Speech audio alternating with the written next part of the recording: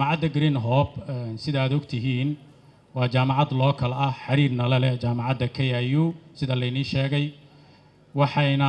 bixisaa faculty kala duwan oo ay kamid yihiin caafimaadka IT-da businesska public-ga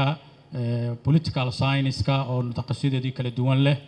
culumta criminology-ga iyo security-ga culumta criminology and intelligence-ga security and intelligence-ga علومتا لغدها سida luqadda Talyaaniga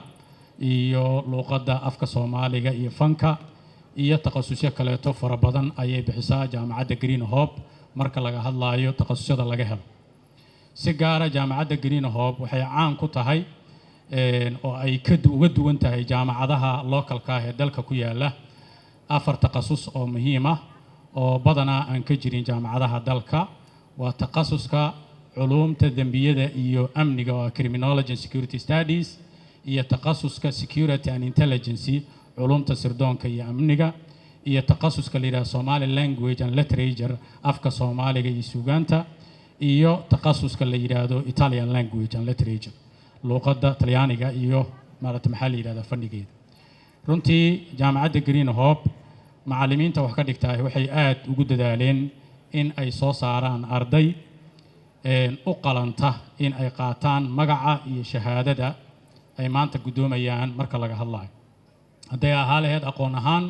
haday ahaa lahayd aadaab iyo akhlaaqiyad ay ahaa lahayd haday ahaa lahayd filashada iyo diyaar u ahaanshada inay galaan ama gutaan howlaha qaranka muhiimka u ah marka laga hadlayo mudane gudoomiye madaxweyne ardadan maanta qalin jabinaysaa sida hore lagu sheegay waa arday Soomaaliyeed oo dhan walba isaga timid waxayna ku midaysan yihiin oo midaysay bahda Green Hope iyo barayaashooda waxayna diyaar u yihiin mustaqbalkooda inay hadda bilaabaan waanan ognahay in dawladdu dadaal ugu jirto inay ballaariso fursadaha ay ardayda iyo dhalinyaradu ay ku heli karaan maxaa la yiraahdaa fursado ay mustaqbalkooda ku dhistaan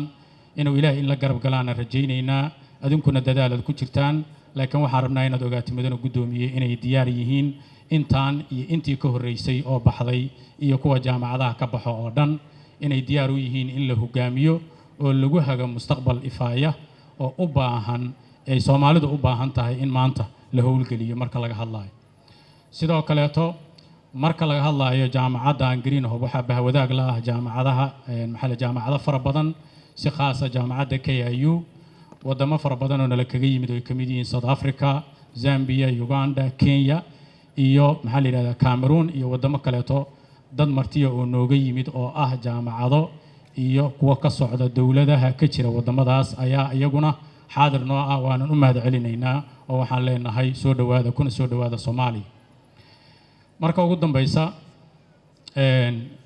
golaha shacabka iyo aqalka sare xildhibaanada ka jooga iyo gudoomiyaha golaha shacabka waxaan rabaa in aan kala hadlo arin sida aan maaragtay rajaynayno kala fadhiga soo socda ee furmaaya shuruucda la keeni doono waxa kamida sharcigii waxbarashada qaranka sida aan rajaynayno xeerka waxbarashada qaranku wuxuu si gaar ah u taabtaa bahda waxbarashada ama ahaato private ama ahaato public waxaan rabnaa marka codsanaynaa mudane gudoomiye adiga iyo xildhibaanadaada sharafta leh in xeerkaas aad hubisaan in fikradaha iyo aragtiyaasha kala duwan iyo ahdaafta kala duwan ee waxbarashada iyo bahda waxbarashadaba lagu idleeyo oo maaragtay aad loo turxaan bixiyo aadna loo lafa bixiyo intaasan codsanaynaa hadii ay suuragal tahay aad kulay waan ogahay ummadan ayaad matashaan sida saxda ah xildhibaanada markaan fiirino aqalka sare iyo aqalka hoose ama golaha shacabka aqalka la yiraahdaa waa golaha ku fadhiya matalaada ummadda ku fadhiya sida caadigaana marka xildhibaan aad u fiiriso xildhibaan walbaahiba wuxuu matalaa 57,000 oo qofood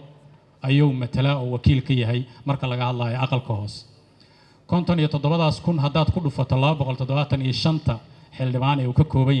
ka kooban yahay goluhu marka laga saaro madaxweynihii horeeto laga saaro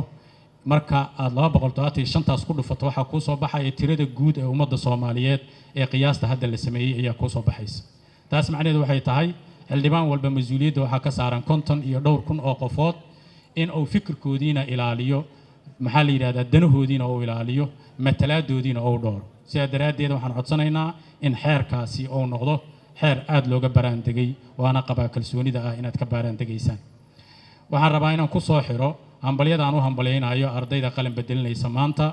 waxaan kugu hambalyaynaynaa inaad soo gaarteen maalintii aad jeclaydeen inaad soo gaartaan waxaan kugu hambalyaynaynaa cilmiga aad hanateen waxaan kugu hambalyaynaynaa hadda kadib iyo mustaqbalkiina inagu cilmi waan idin barnay waan idinku dadaalnay laakiin marka la joogo adduunyadu waxa waaye qof walba iyo kartidiisa iyo calafkiisa ilaahay inta ugu talagala waaye qolana waxa waaye fursaday heli doontaa xilli hore qolana fursadaha way ka soo daahi doonaan imtixaan adduunyo ayaa la marayaa inaad adkaysataan ayaa loo baahan yahay kuwa hela oo fursadda hore ka helaahuna ay ilaahay u xamdi naqaan marti sharafta aad iyo aad mahadsantihiin sida aad noola dhowrteen nidaamka waxaan rajaynaynaa inaad nala sii dhowrtaan inta ay madaxda sare ee noo joogtahay ay nala joogayso iyo inta xafladdu ay noo dhammaanayso aad iyo aad u mahadsantihiin assalaamu calaykum waraxmatullahi wabarakaatu